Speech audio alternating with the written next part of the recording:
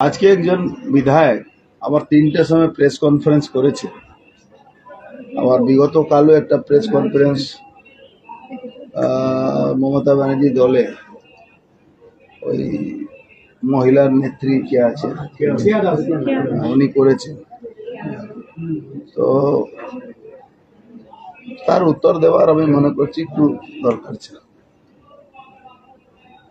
প্রথমে তো এই মূর্খরা জানে না কি যদি এদের কমপ্লেন করতেই হয়েছে তাহলে স্ক্রুটিনির সময় কমপ্লেন করা উচিত।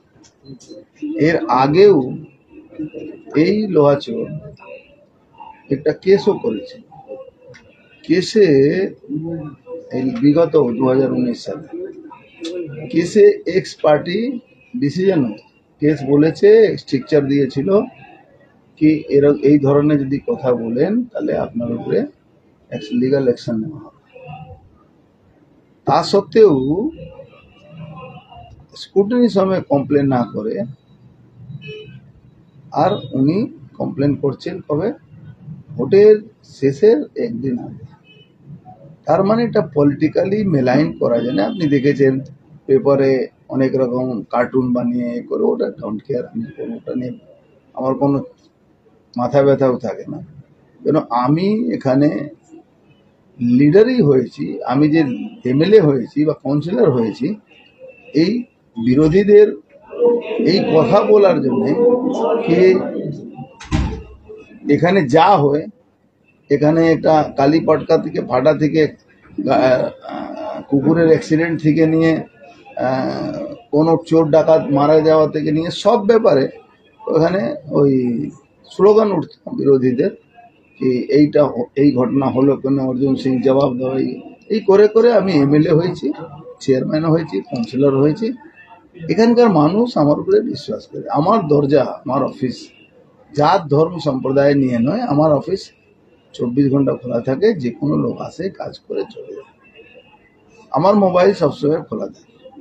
এই যে মেলাইন করা, এই যে চেষ্টা যে হচ্ছে,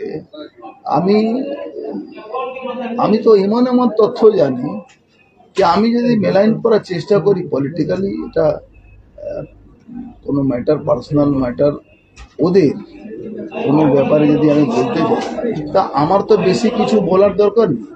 আমার তো একবারে দীপক ঘোষের বইটা এক একটা পানা খুলে আপনাদের দেখিয়ে দিলেই আমার বক্তব্যটা শেষ হয়। কেয়া ঘোষ যিনি আছেন, কেয়া দাস, উনি কার সঙ্গে থাকেন, কতক্ষণ থাকেন, এখন ওনার যিনি কর্তা আছেন জেলে আছেন জ্যোতিপ্রিয় বাবু, এটা কি কি করেছেন উনি, কি বলছেন, এটা তো উপর ঠাকুর জানে। তো এইসব করে ওনারা এটা কি বুঝাতে চাইছেন? এতে কি হেরে যাওয়ার ভয় হয়ে গেছে কি উনি হেরে যাবেন তার জন্য এইসব বলে বেড়াচ্ছেন? এটা নিয়ে খুব কোনো ম্যাটার নেই। কিন্তু আমি এটা বলছি, পলিটিক্যাল লড়াই লড়ো, যা পোস্টারবাজি করা আছে করো। এই ব্যারাকপুরে মাটি আছে, এই ব্যারাকপুরে মাটিতে পোস্টারবাজি করে অর্জুন সিং বিজেপিকে হারানো মুশকিল আছে। পায়ে তোলা মাটি নেই, তাই লাস্ট অব্দি এইসব করে যাচ্ছে। যারা করছে তাদের বাবা মা ঠিক আছে, তার বাবা কে ছিল, মার কোন নম্বরে ছিলেন, তার কে কি হয়েছিল, কি করে এক্সাইড ব্যাটারিতে কাজ পাওয়া গেছিল, কি করে বিদ্যুৎ বাবুর সঙ্গে থাকতে হচ্ছিল, সবই জানা আছে। তো এইসব গল্প না বলাটাই ভালো ছিল। কিন্তু দেখছি মুখে আঙুল দিয়ে এটা কিন্তু দিদিমণি আর অভিষেক ব্যানার্জি করাচ্ছে। এর আগেও আমি দেখেছি কি এরা বারবার আমার ব্যাপারে এরা বলে, আর উপর এই অভিষেক ব্যানার্জি আর মমতা ব্যানার্জি ইনস্ট্রাকশনে এইসব হয়। মমতা ব্যানার্জি ইনস্ট্রাকশন আসে অভিষেক ব্যানার্জির কাছে, অভিষেক ব্যানার্জি ইনস্ট্রাকশন দেয় আইপ্যাকের মাধ্যমে এইগুলো। তো আমি বলছি, আমি তো বলার ইচ্ছা নেই, সোনালী গুহ অনেক কিছু বলেছে, সোনালী গুহ চ্যালেঞ্জ করে বলে। তো সোনালী গুহ তো মানে কি বলা যায়, সবসময় সঙ্গে থাকা পার্টনার ছিল, ছায়া সঙ্গে ছিল। তো আমি তো আমার কথা না বলে সোনালী গুহর কথা বলে দেওয়া উচিত আমার। কিন্তু আমি চাই না এইসব নোংরামি।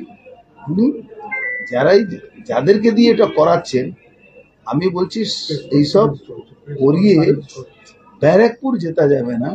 বাংলায় 30টা 32টা সিট আপনি হারছেন। আপনি আপনার দল 2024 থেকে 25-এর মধ্যে দি ইন্ডিয়ার বোর্ড লেগে যাবে, এটা আমি দায়িত্ব নেব।